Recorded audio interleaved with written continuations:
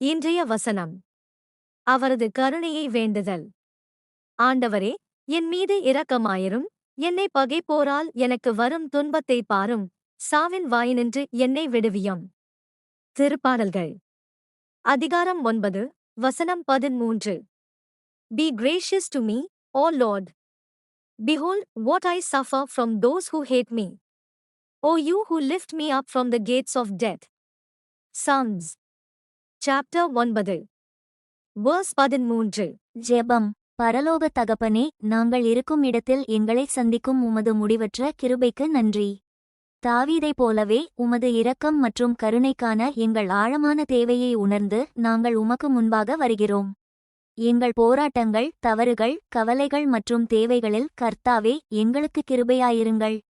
பெருமையோ அல்லது வெட்கமோ எங்களை உமது கிருபையை தேடுவதிலிருந்து தடுத்த நேரங்களுக்காக எங்களை மன்னியும். உம்முடைய அன்பான இருதயத்தில் நம்பிக்கையுடன் உம்மை முழுமையாகச் சார்ந்திருக்க எங்களுக்கு கற்றுக்கொடுங்கள்.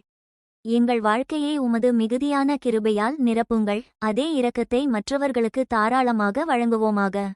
இயேசுவின் கிருபையுள்ள நாமத்தில் நாங்கள் ஜெபிக்கிறோம். ஆமென்.